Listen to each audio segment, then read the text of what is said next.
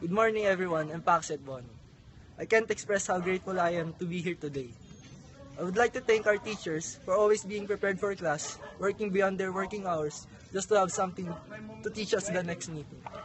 My friends and family for always being there for me in times of hardships, helping me face my problems and always telling me to be strong because there will always be obstacles.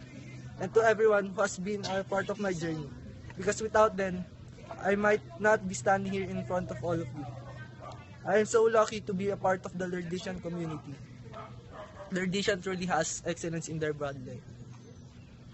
Today marks an important day in our lives. This is the next chapter in the book of our lives that will never be forgotten.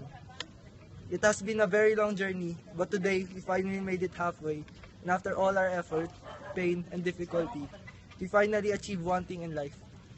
I am so happy and proud of all of us because today we earned the gold medal. The school just doesn't have enough money to make and give us a gold medal. But they are proud of us as well. Looking back at the past, all the problems and obstacles we conquered, and all the sacrifices we made is the reason why all of us earns a gold medal. Another reason to be proud of ourselves. I never really imagined that I would be able to make it here. There was a time in my life I wanted to give up. But because of all the great people I have met during my journey, all the inspiring stories they told me, and all the motivating quotes gave me a reason to continue.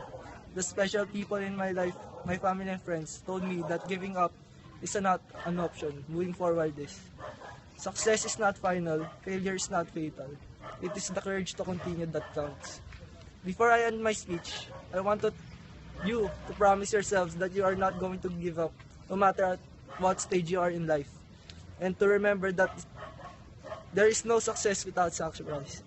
I would like to congratulate my fellow students for being able to join me in achieving this goal, our teachers for succeeding in teaching us so we could be able to be a part of this great event, my friends and family for helping me gain strength to continue my journey, and to each and everyone who has been a part of my journey. Thank you.